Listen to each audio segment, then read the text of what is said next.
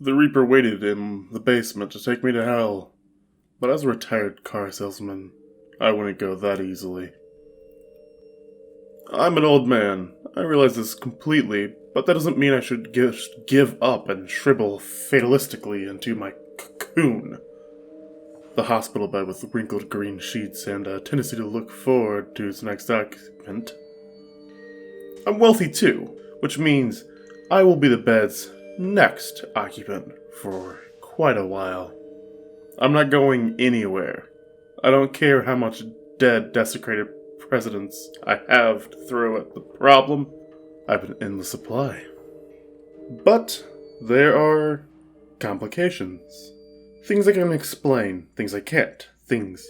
Sometimes the machine monitoring my life flatlines. I can hear the long beep as my heart stops and my soul separates from my body. This probably seems to you like something I can't explain, but I know why this happens. I made a deal with the Reaper a long time ago, but the Reaper's ego is a massive one, and it can't be easily tricked if you know what you're doing. My soul floats down to the basement, and the Reaper asks the weekly question, a question it already knows the answer to. Do you have a soul for me? A soul buys me another week. Its rope flutters as the wind rushes through the cracks in the old basement. The basement where only utility men and reapers and old men desperate not to die frequent. This week has been a little difficult. My joints ached, my vision was blurry. The Reaper doesn't accept excuses, though. No temporary reprieve out of respect for the human frailty. In fact, the Reaper relishes the inherent sickly nature of human beings. I don't know what to say to the Reaper. Look, I just need a couple more hours. There's this nurse that watches the premieres. I know I've got her in the bag. The Reaper's eyes glow red through his hood. I've never given you an extension. You know why I bring you to the basement, right? Because...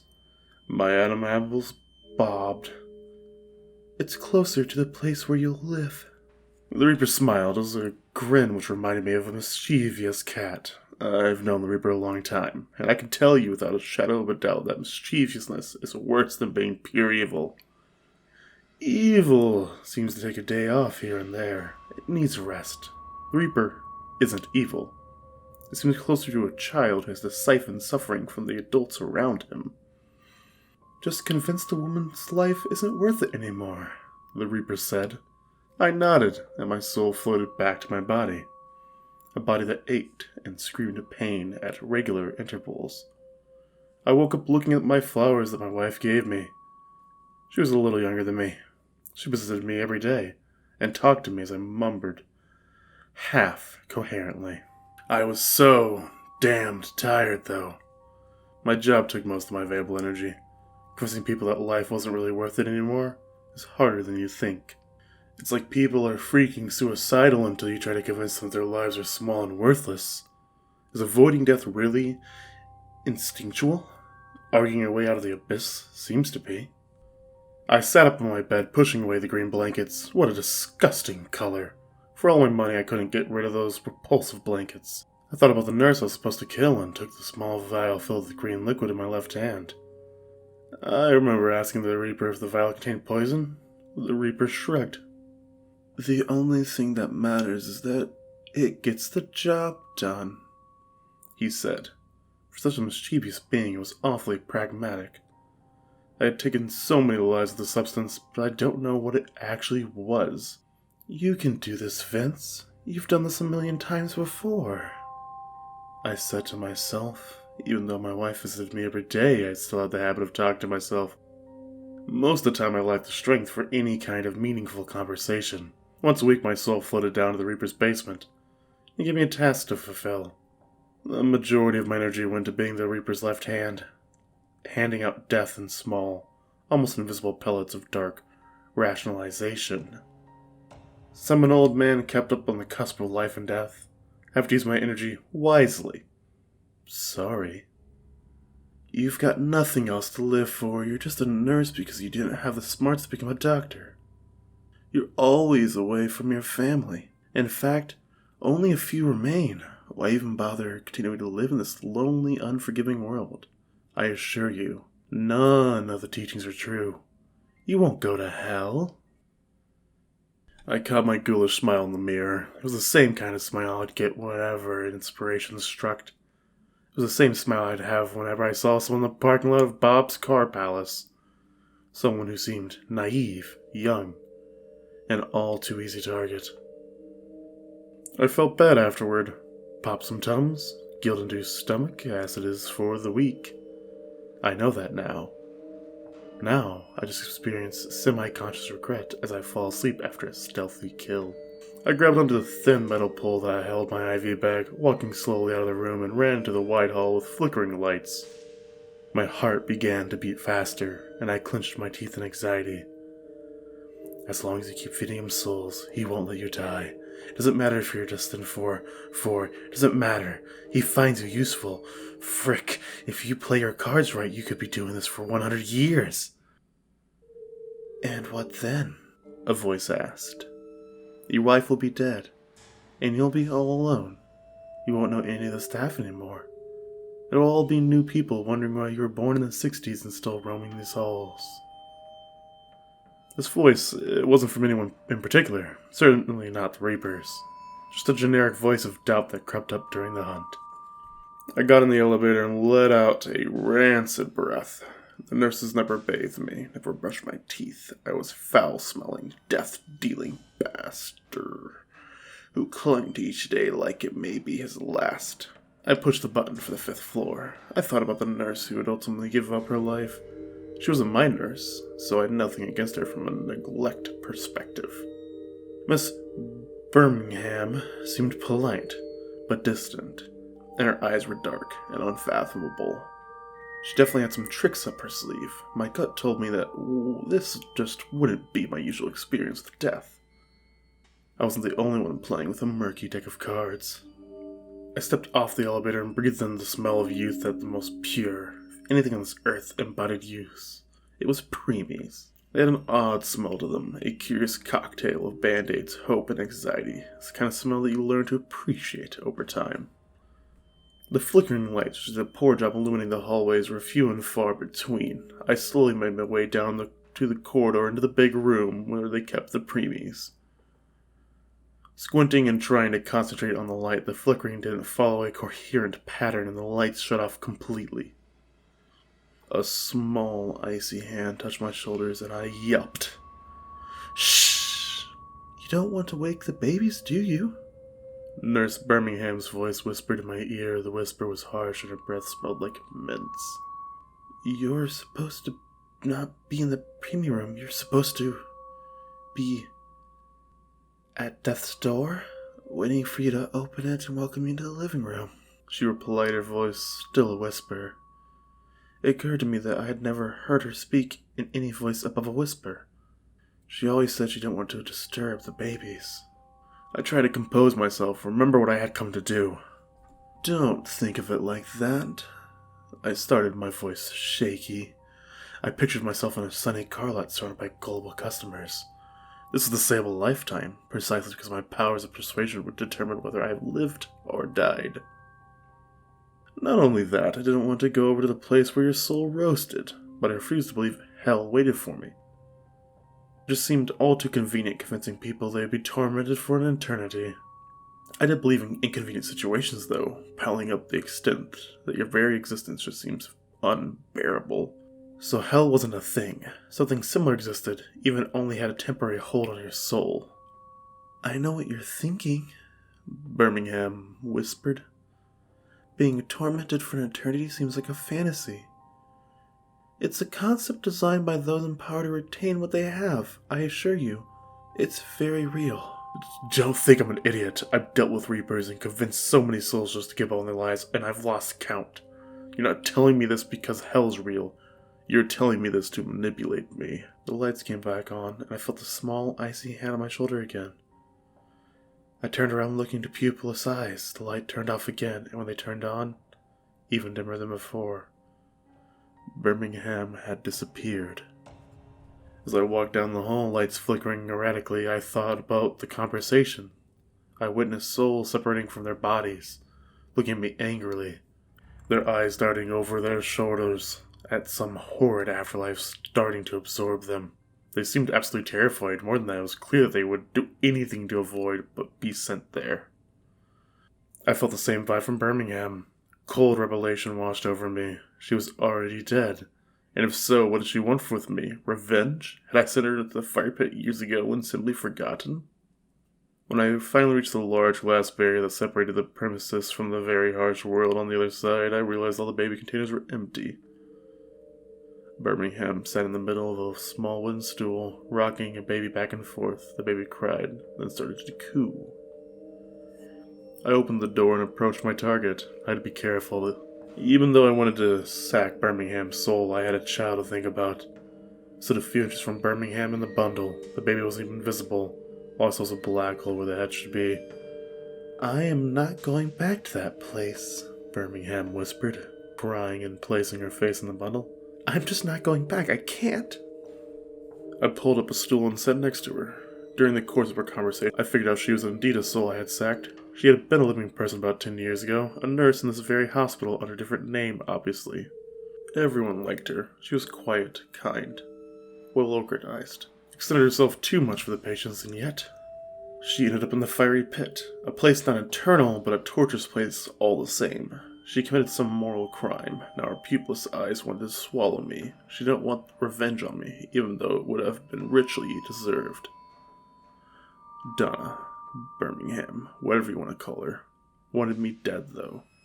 Maybe to trade places with me. Except that didn't happen.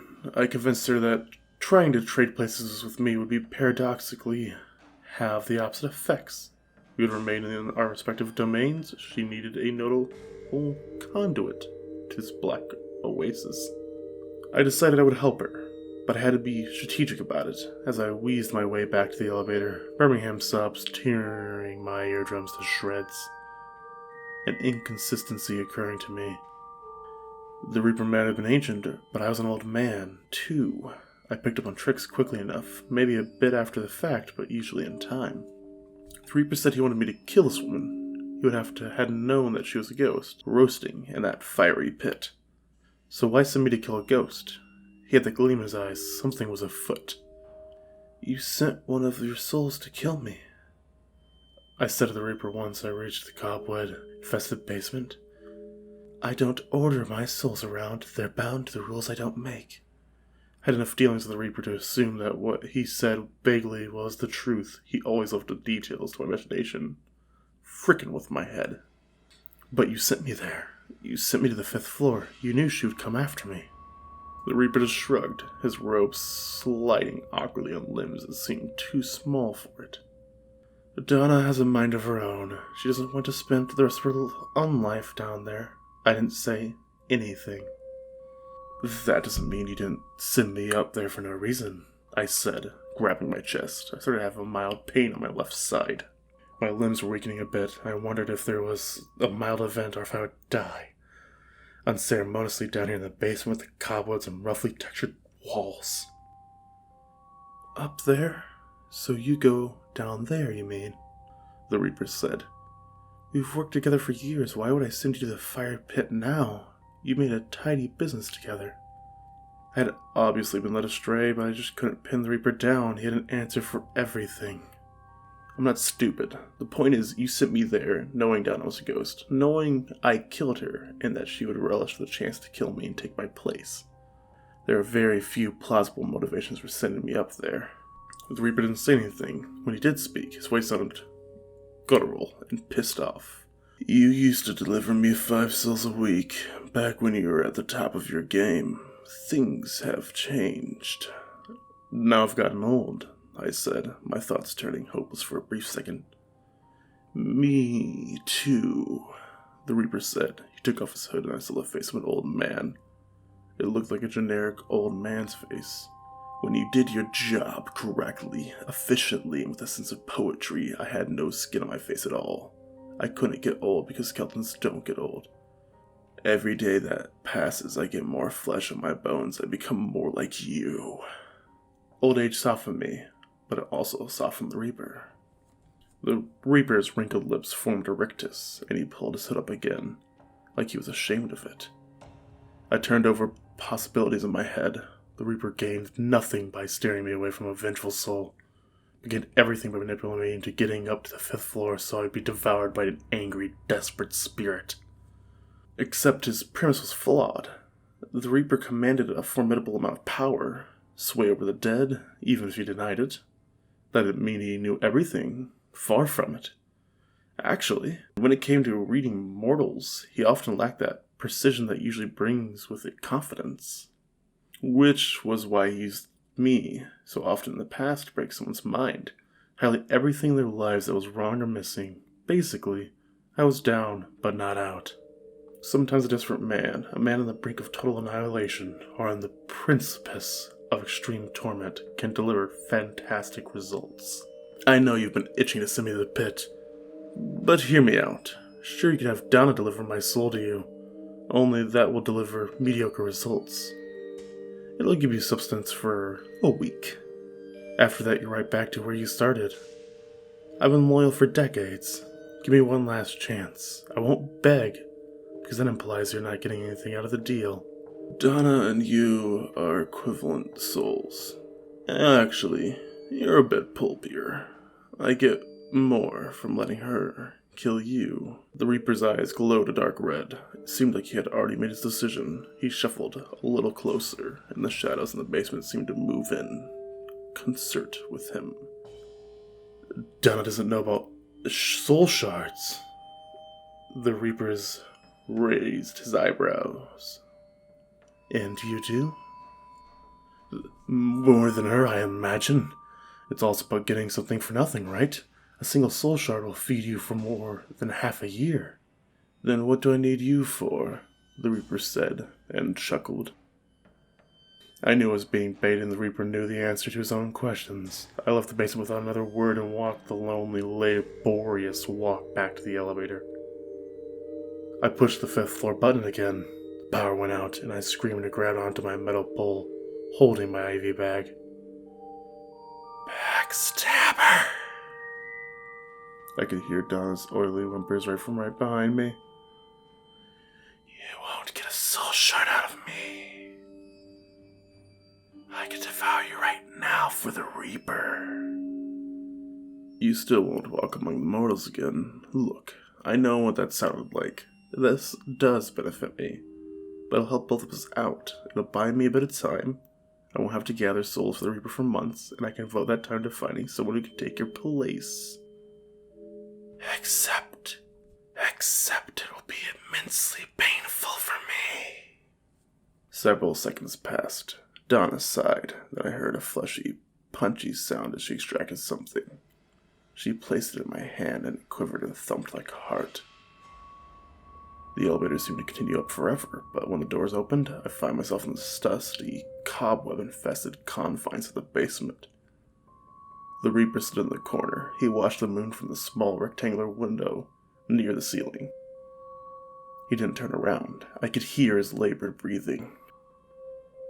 I feel like I didn't even want to talk to the Reaper. I didn't want him to twist my words again. I placed the soul shard, blackened from the flames of Don's regret, onto the windowsill next to him.